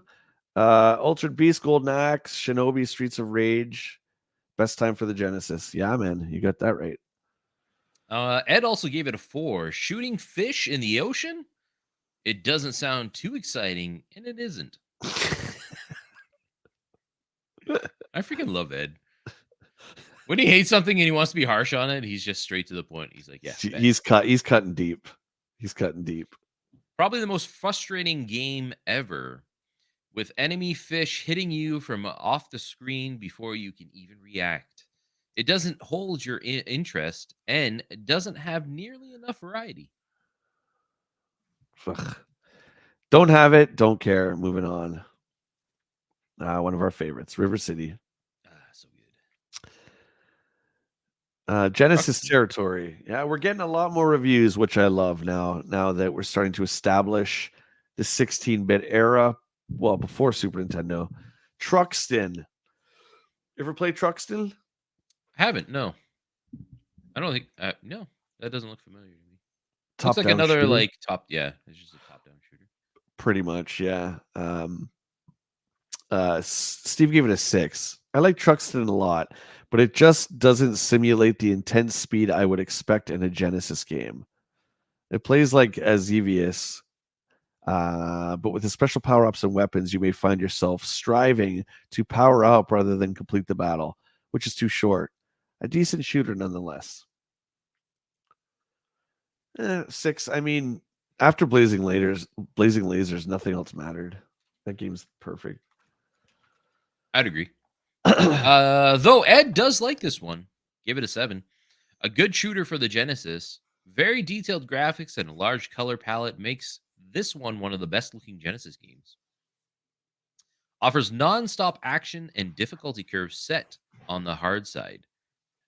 Controls very well and keeps you coming back for more. Very nice. Hey, that's great. Truxton is still one I would love to get in the collection, but at the time there was just so many, man. There was like Thunder Force, Blazing Lasers, Thunder Force 2, Thunder Force 3, Herzog Zai. There was so many great games. This one kind of I just skipped by, right? I mean, once you have one or two of these, unless it's your favorite style of game, which it wasn't Yeah. for me, you kind of just have to pass them up. Yeah, that's what I was Des- gonna say. Like there's so many of them. Like they all just kind of meld together at some point. You're just like, they do. Yeah, they kind of blend together. Destro says EGM, Game Pro, Nintendo Power. What a magical time. I would agree, my friend. 100%. It was an incredibly magical time, which is eh, why we ran back to it. We're not leaving. miss these days. It was like magical time. Like once a month, you were like, oh, the magazines are coming in. What's new coming? Oh, I can't wait to read about like the new things coming out of Japan. And now I Yeah. just click a button and I'm like, okay. Now it's like you're spamming every like 10 seconds. What? There's no new news. You just keep spamming it till something Yeah. comes up.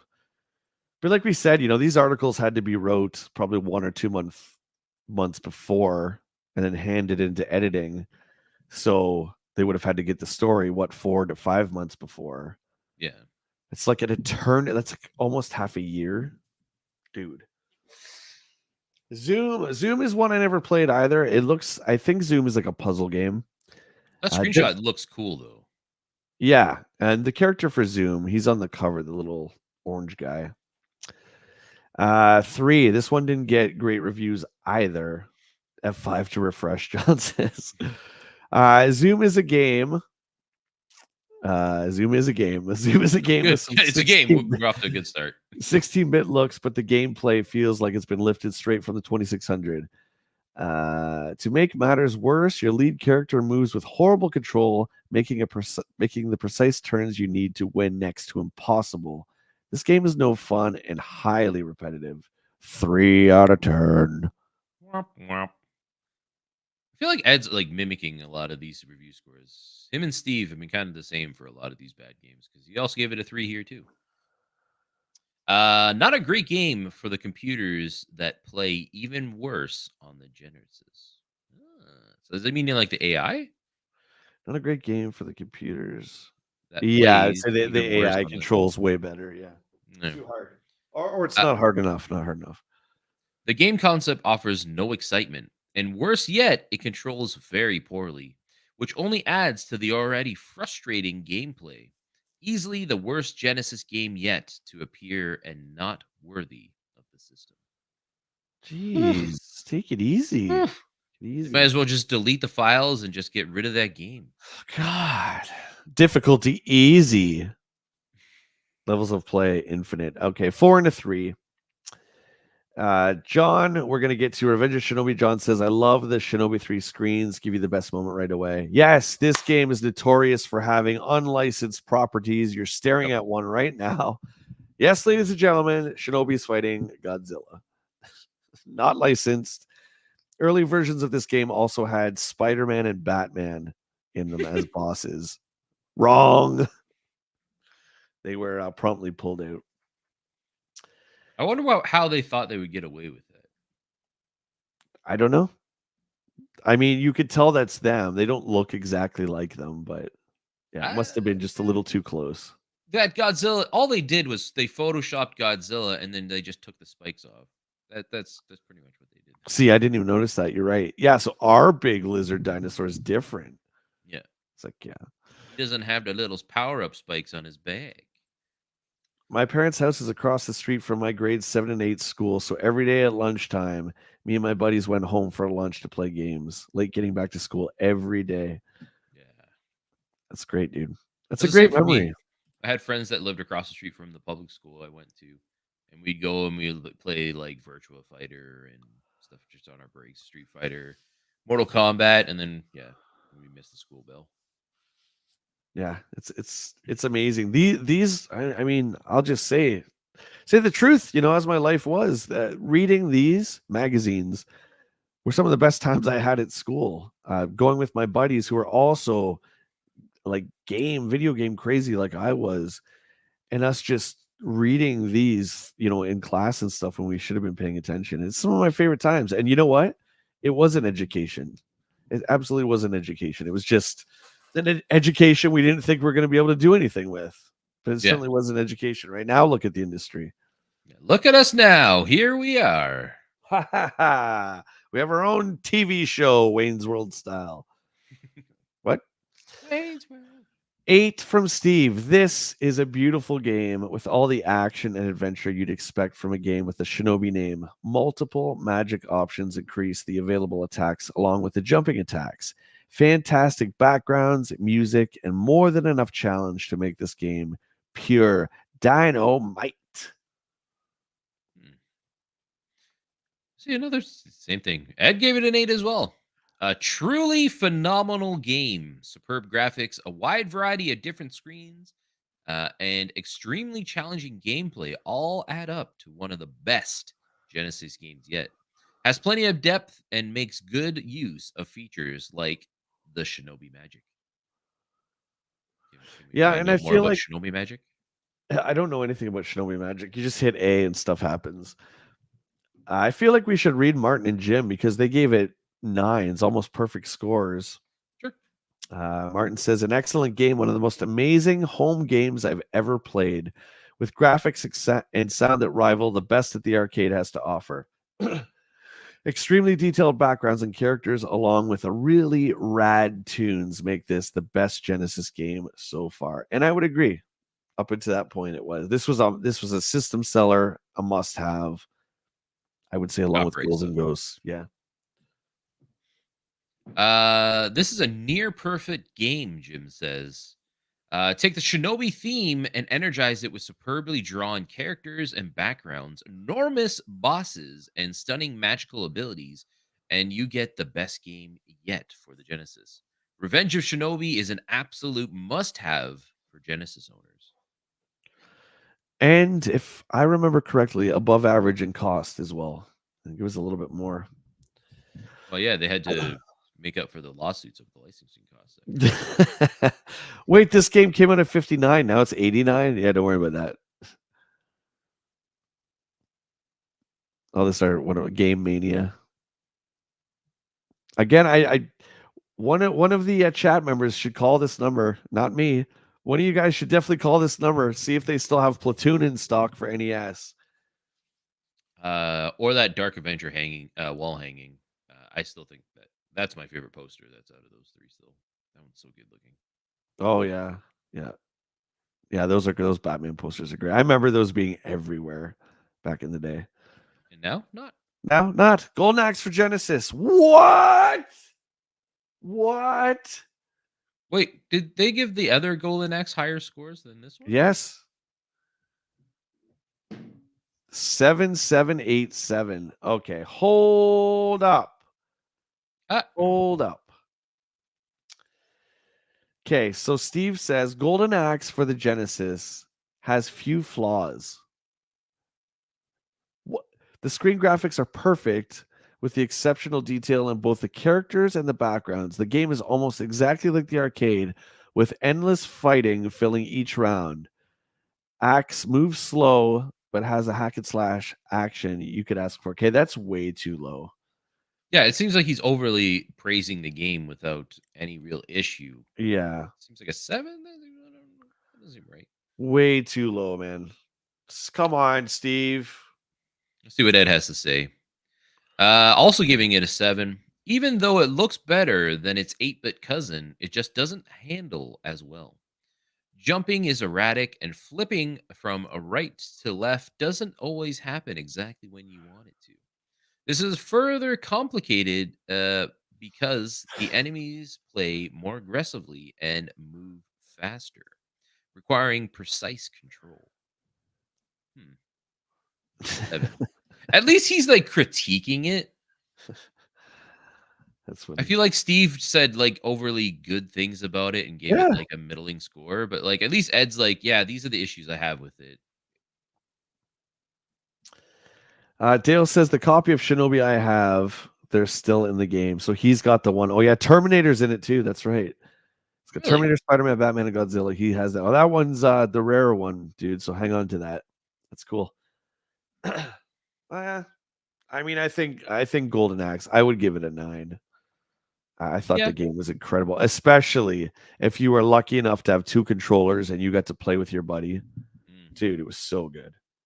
The game's so fun. Castlevania for the Game Boy. Better than Golden Axe for the Genesis.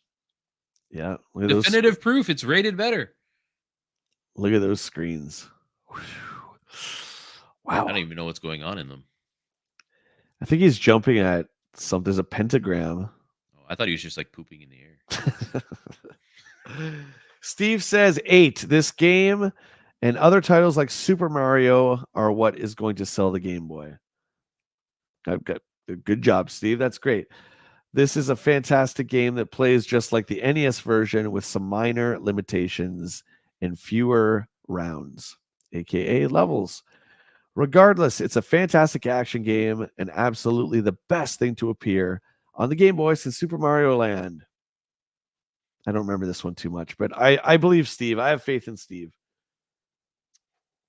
I don't remember playing this one on the Game Boy, honestly. I wonder if it's available in the Switch Game Boy store thingy. Oh, I don't know. maybe. I have to check. I haven't checked that in a while. I don't know what they've added recently.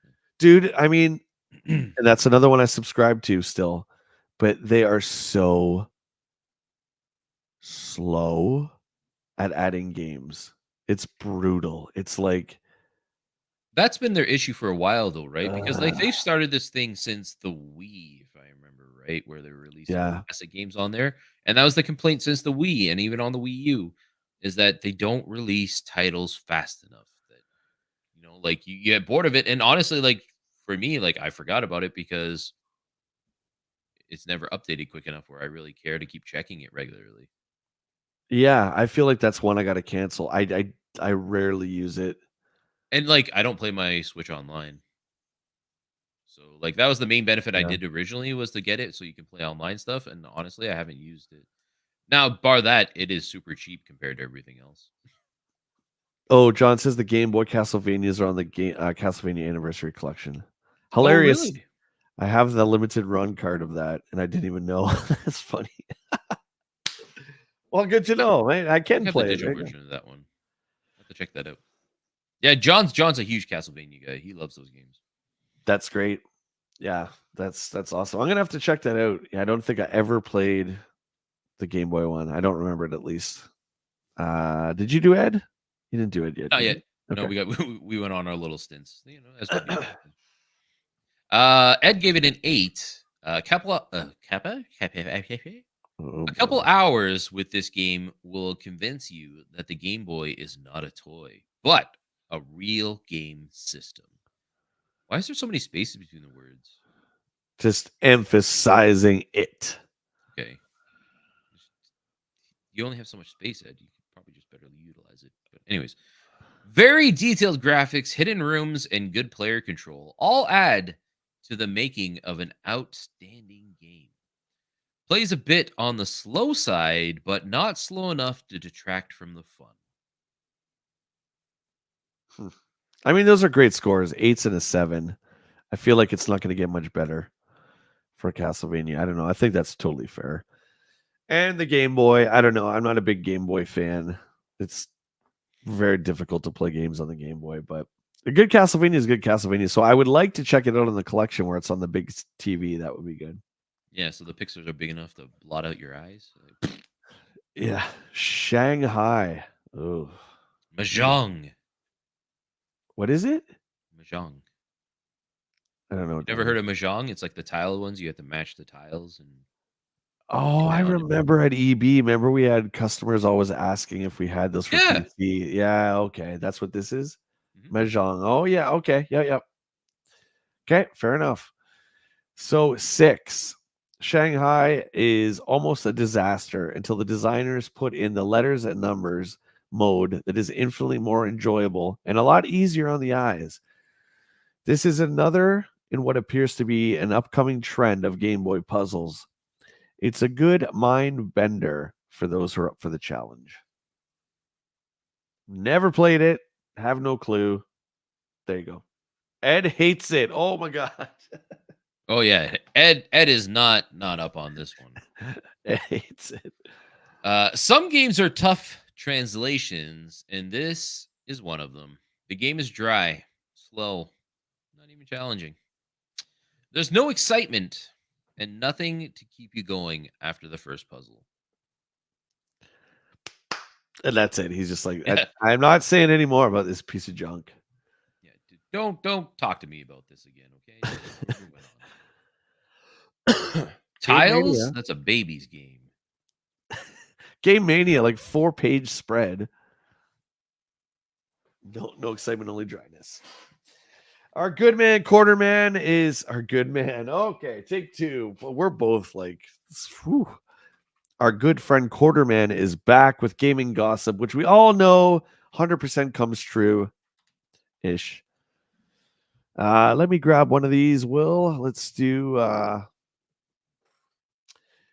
a new company without Nintendo's approval is just over the horizon. This rogue corporation will be producing NES compatible carts at a discounted price for just $19.95. Although I had reported that some current NES producers were planning to trim costs at the beginning of the new year, this is the first company to introduce never before released titles at such prices. Besides some educational softs on the block, yeah. The Share Data Company will be releasing Nintendo translations of arcade games, Crossbow and the Ultra Bloody Chiller. Behind the scenes meetings are taking place to address the cost cutting practices. Sorry, Sunsoft. Spidey won't be joining Batman. Tension's already out. I'm thinking it's maybe Wisdom Tree. Hmm. They did the Bible games and a bunch of maybe I don't know. It's one of those game or companies. Remember like the blue carts with the ribbon? Yep. And then like the ribbon attached to it. I always thought they were weird. Yeah, they're Well, they're like bootleg. um let's go down a couple. We're gonna see while we're on the subject of the turbo, Quarterman has been hearing rumblings from some major software suppliers leveling disappointment with the system's launch. On an upbeat note, however, the Turbo CD player is completely interchangeable with the Japanese CD software. So, if you can understand Japanese, since most games use voice, you can upgrade your CD library extremely fast. I hated Back to the Future Part 2. What? Where Oh did that come wow. from? Look what he says.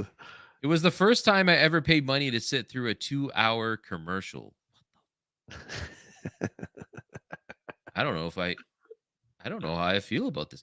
This is just a weird little like off tangent he does. He does this pretty often, but like we jump from increasing your CD library for your turbo Dude, to I hated Back to the Future Part listen, 2. I can relate. It sounds like the way I talk sometimes, where it's like we're talking about I don't know what Shanghai is for the Game Boy. I've never heard of it. And you're wrong, everyone. Walking Dead is awesome. You guys suck. You don't know, like it's just like your brain just has this thought that pops in, and I'm lacking that thing that stops it. So whatever thought comes in, it just kind of shoots at. That's what it looks like on paper. Or he's like been dropped on his head. I don't know, man. I don't know. Was crossover ever released on the NES? It doesn't like when they mentioned it, JT. I don't even think I know what that is. So I'm gonna say no, but I don't know. Moving on. Will hates Quarterman now. He hasn't said anything since the Back to the Future. Okay, so you don't agree that it's a 2-hour commercial? Get it out. Get it out. Not for 2 hours. There's all like most movies have product placement stuff, but I think that movie is a fantastic movie. I think it's great too. Hated is a strong word. He's a Sith Lord. What can I say? These double spreaders. Yeah, I mean, what do you have? You have what Pepsi, Jaws.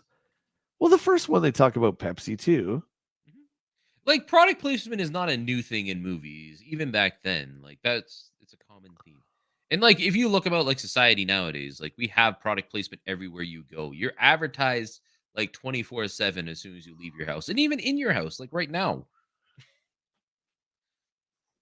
Yeah, it's not a big deal. But Quarterman doesn't like it. He likes his movies to be free of that. Well, unfortunately, that's how a lot of funding for movies gets done. So Yeah. And like realistically, you wouldn't go down the streets in like like or go into a cafe and not have like a licensed brand of soda being sold to you or something, right? Like I guess they could have gone like some weird naming off-brand stuff, but whatever. It makes it a little bit more realistic because it's something we know and that could be established still in the future.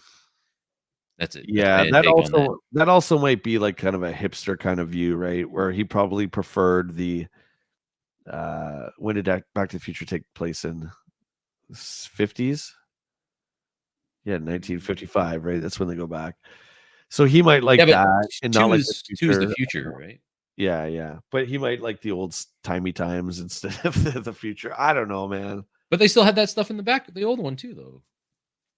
Because he Oh asked yeah, for they had that in 2, right? Because 2 he goes back to 1955, Mhm. right? Yes, as future Marty, and he sees Old Marty Marty. from Yeah. 1985. So there's 3 Martys in no 2 Martys in one time. I don't know. I don't know. Either way, that movie is fantastic. Quarterman, I want an apology. I didn't make that movie. I didn't want it, but I love that movie, and you hurt my feelings. Jens Richard, hello. Hey, you were together. Yeah. Will and I'm assuming. Yeah. Will and I have been stuck together since 2003. There you go. Welcome to the Jens was in my stream. stream over the weekend. There you And go. I mentioned you because they were talking about of like GI Joe and Mask and stuff, and I was like, "Oh, my buddy Jay, he does a lot of that stuff on his YouTube channel. You should check him out." And they were like, Oh, "Oh, I already great. follow them," and I was like, "Oh, what a small world." That's great. Well, thanks for popping in. I definitely appreciate it. Yeah. Yeah, Will and I, we like all of us like all the same stuff. And like we are talking about on Payne's Toy Samples channel last night, like toys and video games are essentially the same thing. Video games I've always considered to be an extension of toys, Mhm. right? I mean, I think one of the reasons why we love Grand Theft Auto so much is because it's a virtual toy box, right? We get our little toy and we can do it, play with all the other toys and do whatever we want, right? There's no real rules. Yeah. Behind the screens at Culture Brain. I don't know any of the like Kung Fu Hero. I've never played this. Mm-mm. Uh, It's come up a few times, but I do like the little like chibi art design. I think they're cute. yeah, yeah, yeah. So they also do. Oh, Baseball Simulator was great. Oh, that was one of the first games you could build your character and give him like upgrades for his home runs and stuff like that. That was such a fantastic game. Was there a Loved it. baseball simulator like 2000 or something like that? I remember one with robots that I played that I really liked. For NES, there was Base Wars by Konami. Hmm. That was pretty fun as well. You would, you know, if there was like a tag up at the plate or whatever, you'd fight. The two robots would battle each other. Pretty cool. Pretty cool idea. Best game There's, ever. there's our game right there. Again, we are not paid by CSG ImageSoft. I promise you. But you guys got to check out Dodgeball. It's But we like the could best be. game. Do they even exist anymore? I doubt it very much. So just like the Mega Play, which was the Genesis free magazine they slipped in last issue, we get the premiere issue of Portable Gaming. And I mean, they kind of skimped out on the cover a little bit. Can I just say, that cover art for the Castlevania adventure is amazing. Yeah, it's sick, man. But I don't. Did the actual cover for that look like that? I don't remember it looking like that. I don't know. You got the Google there. You got the old goggle. Thanos Copter just met you yesterday. Good to have you in the stream, mate. Thanks for hanging out. And I love your icon of literally Thanos in a helicopter.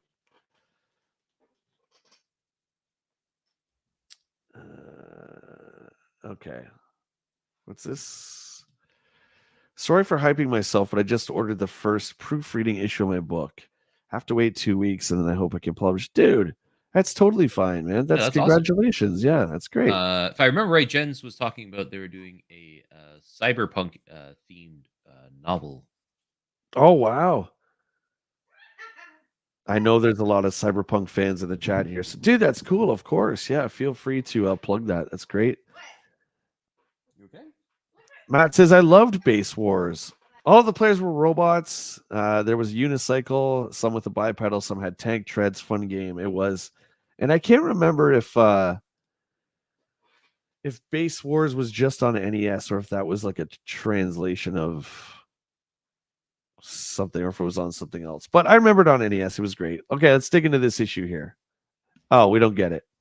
Or do we get it? Oh, yeah, we do. Yeah, yeah. You say that is the issue, isn't it? Yeah, this is the opening of it. Yeah. So check this out. Look at the prototype of this. You remember what this is? This is now we can play Game Boy games on TV in color. Okay, so this So would the Super Game Boy, like I think so. The wide boy attached to that was my nickname in high school. The Wide Boy. wide boy. So this, I believe, as we know it, would become the Super Game Boy, which I don't know. What do you think? I mean, do you think this would have been cool back in the day? I must confess, I don't remember this. So you could turn your monochrome Game Boy into, I guess, yellow, green, blue, kind of a yellower yellow, I guess. It obviously it was a bit too early, probably, but like once I had a Super Game Boy, like a lot of the time, that's how I would play my Game Boy games from there out if I could. Like unless I couldn't have use of the TV, but I would just use the Super Game Boy and play it that way. Yeah, for me, I would have been more excited for the fact that it will be on the TV instead of it being color. I don't think I would have cared much about that. Hmm. But never liked the portable stuff too much. So, but this thing is hilarious. I don't think I've remember ever seeing this wide boy. I like the name. Hey, you want to Yeah. play with the Wide Boy? No. Yes, maybe. But it depends how many drinks. John, this one's for you. Castlevania the Adventure. Look at the card size, Will. It's huge. Ginormous. 512 kilobytes. Look out, ladies and gentlemen. We're gonna fly to space with this thing. Yeah, this is so cool. So up until this point, we've had Castlevania 1 and then Simon's Quest. This is technically the third entry, but not the third Castlevania. Here's your maps that you love so much. I think everybody loves those maps. Though these ones are smaller because of the screen size, right? So you can tell like they had to cut up smaller pieces. It's cool. And I wonder, like, for stuff like side scrollers like this, if they did it maybe just to spice up the way the page looks. Either way, I think it's very cool, right? Whoever thought of this, like the first person to think of doing this was a genius. Yeah. Unnecessary, but definitely very cool. Jens Richard says the best NES game no one knows is Wrecking Crew. Oh, I know it, my friend. I know it. Mario was a construction worker. Willie knows it. Yeah, I would agree. It is a game that no one really talks about much. Wrecking Crew was great. It was so fun. John Awar says, oh, he's over on YouTube now. You could shoot projectiles with your whip in this. You could also climb ropes, which was new. Sick, dude. Hmm. Now I definitely want to check it out. So John knows his Castlevania stuff. If you want to know anything about Castlevania, you ask the John of War. I have a feeling John's a big Konami guy in general. Fair. Dale says mod Genesis cartridge Ghouls and Ghosts also had the Japanese version, which I can't pronounce it. It starts with a D. Yeah, that would be cool. I don't know if there's any differences. What is this? Just like a collection of things. Funny Field. Yeah, it's just mishmash. Game Boy News. Oh yeah. You just make a game called Selection. Hey, you want to play Selection? Kimco's Selection. A fantasy RPG takes you on a magnificent quest. Create a band of adventurers and head off. Like that's like the. I mean, I know this is 1990, but still, dude, that's the most basic description of an RPG. So generic, and then it has like even more generic name. Selection. Selection. Doesn't even say working title or anything. It's just Selection. Oh, look at this. Phalanx. World class. I don't remember that one. Kicks. I love Kicks. Kicks is great. Lock and Chase, the old, was that Coleco or Intellivision game? I think it's Coleco. Navy Bases Blue. Loaded. Yeah. Bases Loaded was great. I played a lot of that on my Game Boy. Oh, Ghosts and Goblins. But you're the demon. You're the red demon. So this is, I guess, early Demon Crest. Yeah, so I was gonna say, this before they named it Demon Crest? Because that's definitely Demon Crest, the game. Like if you look at those screens, that's what it is now. That's great. And dude, you know what I was thinking of the other day? Remember Maximo? Yep. Ghost to Glory? Yeah. I really like that game. A lot of people did not like that game. I really enjoyed it. It was like a 3D take on Ghosts and Goblins. It was supposed to be the actual successor, and then it just never went anywhere. Yeah, you weren't Arthur. You were a guy called Maximo. But it was like some people say that it, transitioning into the 3D realm, it didn't really work. I remember it being okay. Yeah, I had fun with that game. I should find it. I think I have my copy still. Maybe we'll pull that out. Gargoyle's Quest on Game Boy was awesome. Gargoyle's Quest. Was that what we were thinking of there? I think JT's right. I think it's called Gargoyle's Quest. Yeah, because Demon Crest is, well, you got the Googles. The Gargoyle's Quest, Demon's Crest is that like the SNES version or something, maybe? Demon's Crest. Yeah, the Demon's Crest was the Super Nintendo version. So that's the later one. Yeah. So Gargoyle's Quest is the Game Boy one. And then, Demon's Quest. Cool. Yeah. Yep. Lynx preview. There's only a handful of people I ever knew that had an Atari Lynx. It was superior in every way to the Game Boy, except for the one that mattered. And that was, of course, the games. The games weren't nearly as good, even though we had a pretty great translation of Rampage here. Gauntlet. I think this is Blue Lightning. Yeah. It was expensive and it drained batteries and it took a lot of batteries. It just couldn't compete with Nintendo. Growing up, I never even heard of the Lynx. Like for me growing up, it was the Game Boy or the Game Gear. This was when Atari started naming their consoles after cats. The Lynx, there was the Panther, which was the 32-bit Atari that was never released, and then the Jaguar. So like, hey, it's thematic, I guess. Sure. Thanos said, I had an Atari Lynx. There you go. You were one of the lucky kids. My buddy had one too, Thanos, and he was always bragging. But again, I didn't play a lot of portable stuff, but it was sure fun to borrow his. Voxel. Okay. Just the meat and potatoes of the magazine here. Page 48. Okay, would you like to dive into some of this? Split it up. Let's see how big the article is. Okay, it's a lot. Pretty big. Okay, so we won't go through all this, but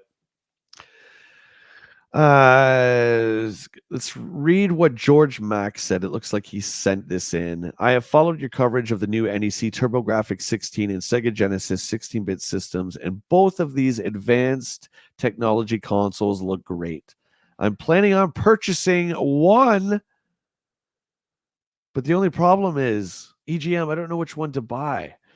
Which one will have the most games? Which one will have the best games? Do I really need a 16-bit system at all? I'm counting on you guys for the answers. George Mack from God knows where, from Parts Unknown. Well, we asked Big Willie what his preference was back in the day. And Will, what did you say? It was definitely the turbo. I just, as growing up, I thought turbo was cool as heck. I only knew so many people that had it, and I thought like it was like that rare special thing. That's what I sought after, and I still love the turbo today. It was a weird special thing. Like we said, the release of it was very bizarre in Japan under the PC Engine. They released it in the 4 different regions of Japan, the 4 corners. They used the same marketing tactic in the US, and the US being 6 million times bigger than Japan. It didn't really work out so well. So the Turbo was a flop. You can only buy it in specialty stores, weird stores, and I use the term with respect, but places like Radio Shack, you guys know what I mean, where they just had odd electronics like remote control cars next to like batteries, next to flashlights. It's just like, what is this? Places like that would sell the Turbo, right? So it wasn't in all these big mainstream outlets like Walmart and stuff like that. Yeah, they definitely messed up. Like the They did. launch over here, like really, like, I don't know who was thinking it, or they just trying to save money on where they could distribute it to, but that killed the system. And it's such a shame because there's a lot of amazing titles on there, and it's a good system.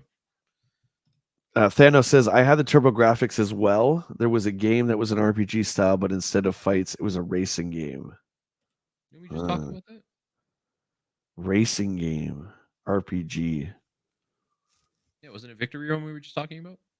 Oh, yeah, you were telling me that it had. I didn't spend a lot of time with that one. That's very cool.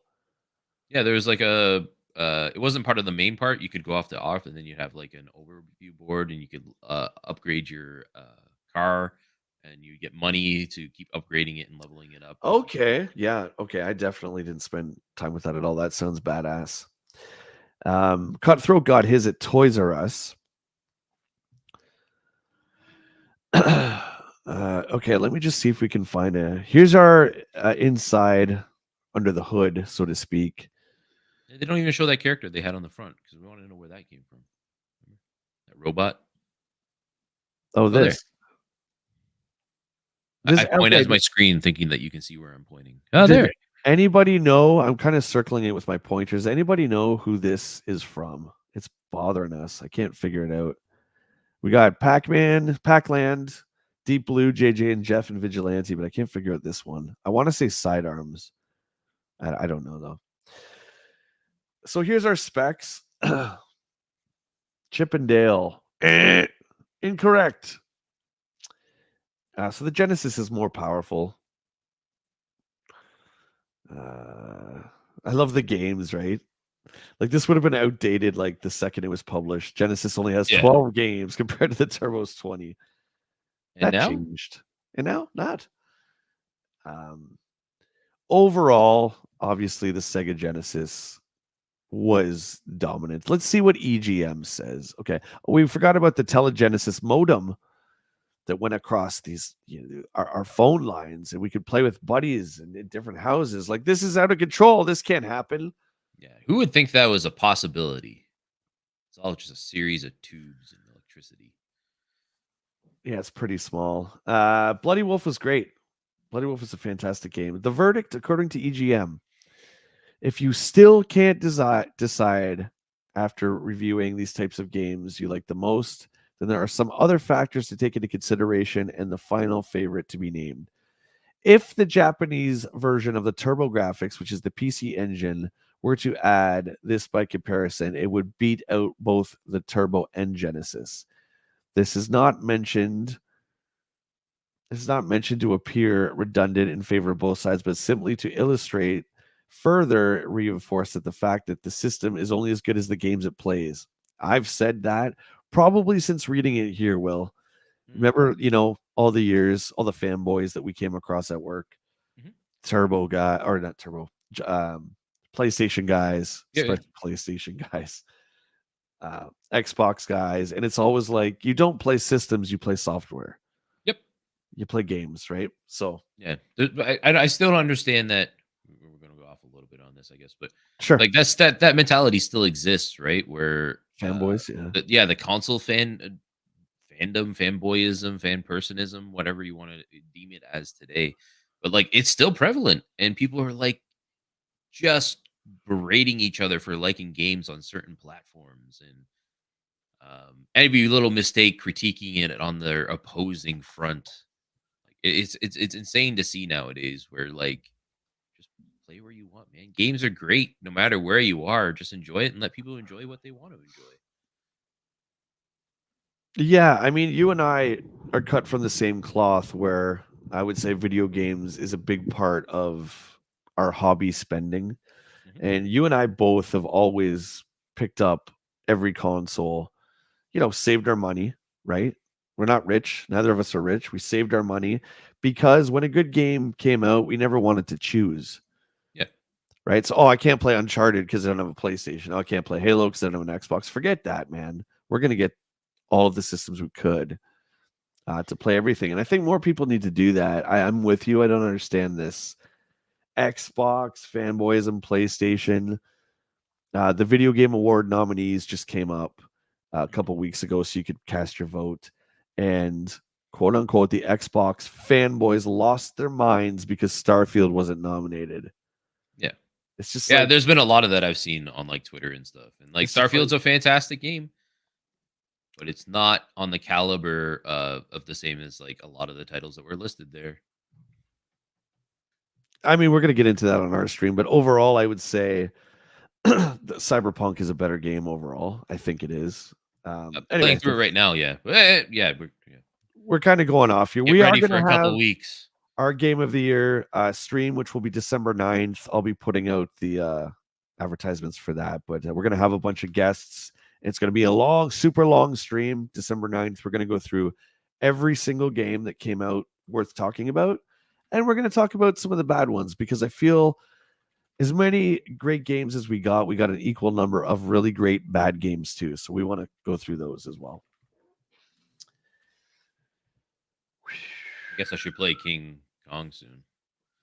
You got to play that, yeah. So anyway, EGM says for those reasons, including the PC Engine, the best system goes to the Genesis. While either system is sure to give hours of enjoyment, the sophistication and level of graphics and playability in the Sega titles are too good to ignore. Even though they're sure as hot titles on both systems, Sega appears to have an edge over the Turbo with a machine that is slightly more powerful, but powerful enough to make a difference. There you go. Oh, EGM says Genesis wins. what is that game? What are those weird dogs? So here is my grail. Super I mean, graphics. just go on to eBay. Talk Find about a like website. cyberpunkish looking things. That thing is. Love it. I love it. This is back in a time where they took time to design their consoles to look cool, right? They didn't just function as a box like the Series X.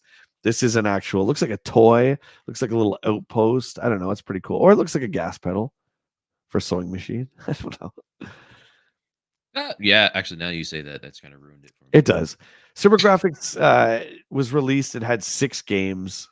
I don't know why it didn't take off. I don't have an answer for that. But next wave. So this is EGM previewing games that they will show in up and coming issues. Let's get to the chat. Jens Richard says best arcade game is Michael Jackson Moonwalker to be ported bad at home. I kind of agree. I think it's one of the best arcade games for sure. But I love the Genesis one, and I love that it's different. It's different, right? Which is easier now with emulation. I mean, you could play Moonwalker and anything, but I back only then ever it was played the cool. Genesis one. I never played the arcade one, so I guess I It's multiplayer. It's 3 players, and everyone is Michael Jackson. Huh. But it's like a 3/4 top-down view. It's really cool. It's different.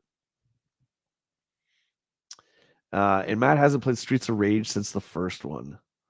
I heard the new one's great. Will, you're talking about it a lot, how awesome it is. Yeah, Street Fighter 4 is fantastic. Currently on sale right now on Steam. I highly recommend people There going. you go. Or if you wait till Monday, I'm sure tomorrow there's going to be a lot of digital sales, I would assume. Oh yeah, Cyber Cyber Monday. Monday. So stuff coming out, a lot of great games we can look forward to and up and coming issues. Mad Max, yeah.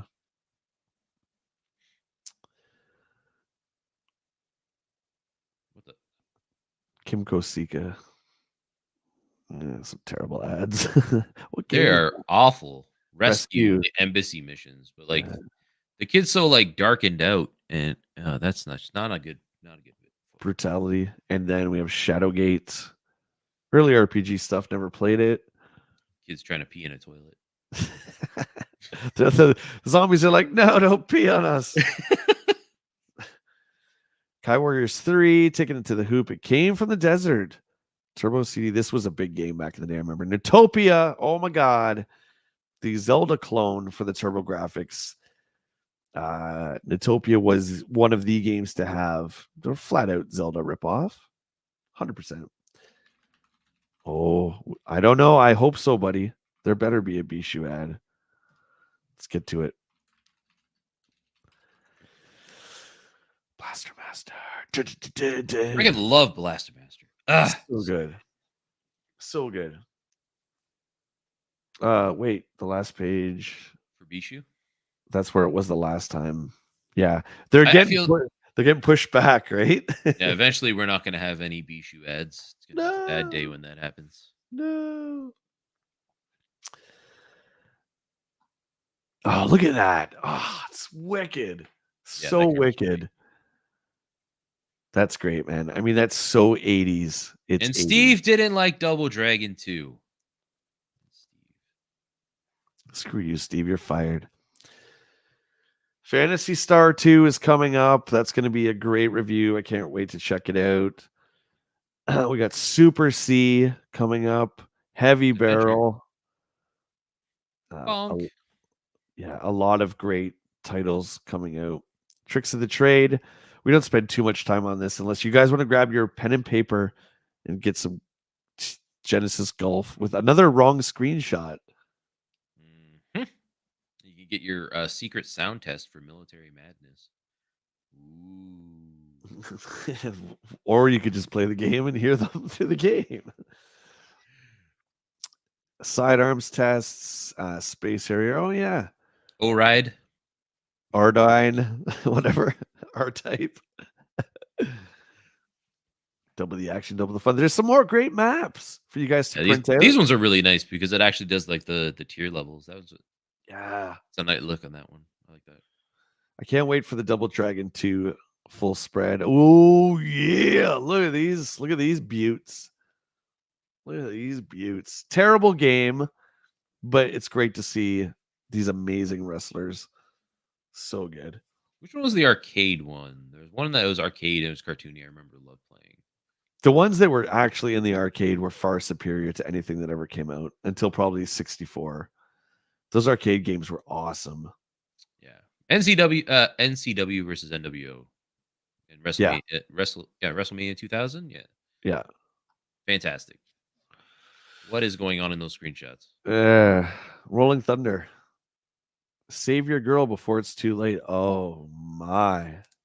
It's a night trap situation. So Why is the clothes becoming less? It's a little rough. She has a sweater on above and now not.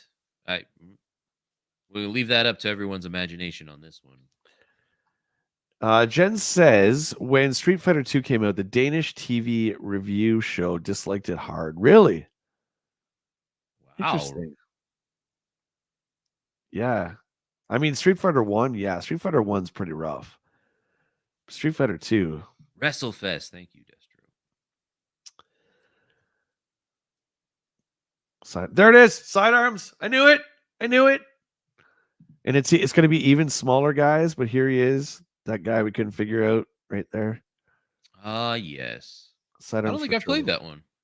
Yeah, that looks cool. It looks like Yeah, you're like a Robotech, like Veritech fighter transformed. That's pretty neat.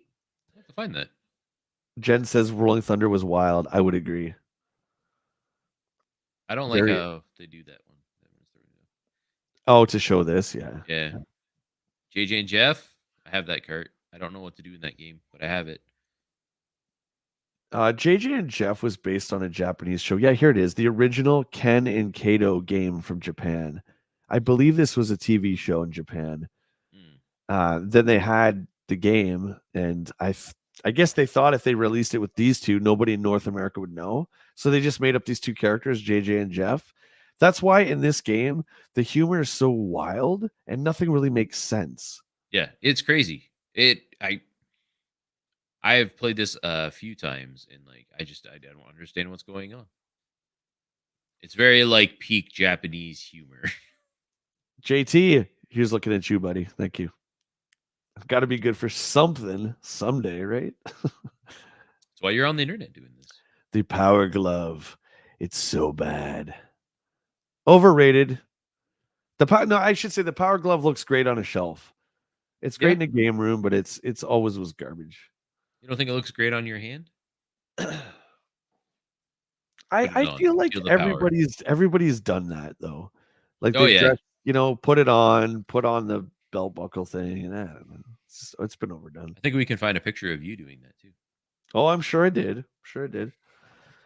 Military Madness. Whoa. Who drew this? Like, look at the watercolors. That's pretty cool though. It's unique. Okay, Yeah. it And sucks. like Yep. we're gonna judge it, but like could we do any better? No, I can't draw No. it all. I can't draw it all. Look at the phone number 1-900 NIN 10 do. Genius. That is. I dare someone in the chat to call today. I'm not responsible for long distance charges. Is that even a thing anymore? Yes. It is? Oh, okay. Just Truxton. shut that down. Yep. I believe you. Another underrated game. Okay, we're looking for the Bishu ad. We only got two more pages. This is it. Oh, this guy. I mean, this is almost just as good. This thing's terrible. No, it's not. It's no Bishu. This is if there's no Bishu, this is it. This is the last time. Last episode was the last time you see Bishu. This encompasses right here everything about 80s parents. No more TV noise. So parents can read together, which never happened. Basically, what they're saying is parents don't have to listen to your crap, your little squeaks and whistles coming into your TV. Shut your kid up. Why are these things so ginormous? The kids Are they ginormous or is just the kid? Yeah, the kid has a little head. Oh, that's it. No, Bishu is retired. That's it. It's the end of Bishu. We didn't even know it. We were waiting for it, and that was it. Thank you, retromags.com, for providing us with another incredible issue. Electronic Gaming Monthly. That was great. Good times. Good memories. Great games. So fun. Okay. We'll talk Huh? your schedule after this. But sorry, what we get? I don't know. I was just mimicking you. Ah. End of an era. Well, I think we should still get one. I think we should get one each. I've been Just looking.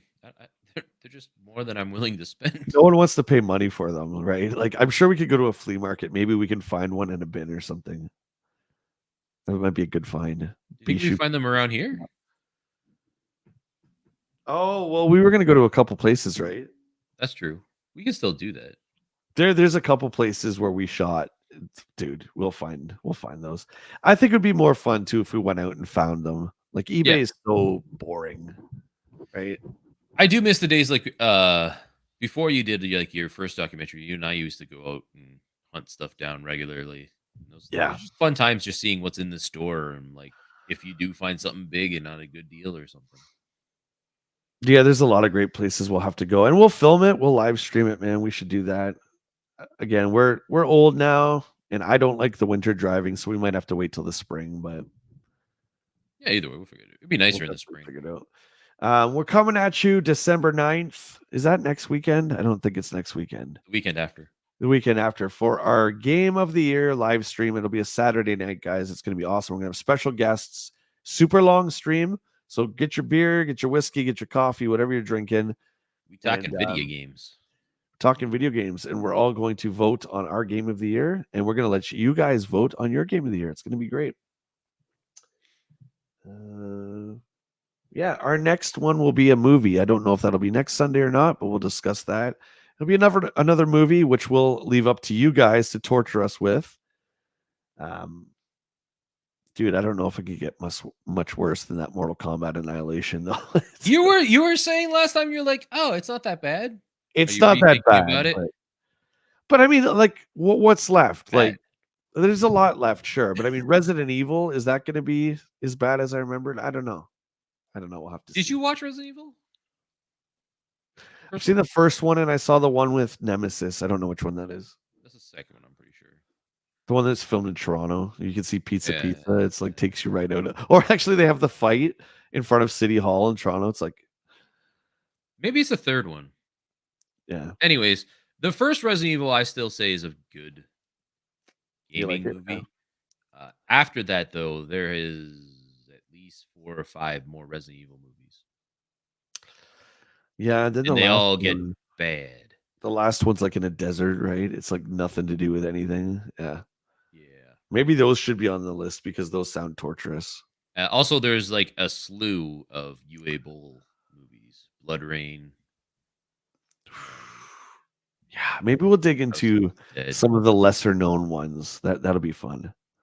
We'll figure it out. We'll put it up on the page and let you guys vote. Postal movie. It was bad. Really bad. Oh god. Remember Postal, the game had Gary Coleman in it? Yeah. Yeah, that game is something. You pee on people. I remember that.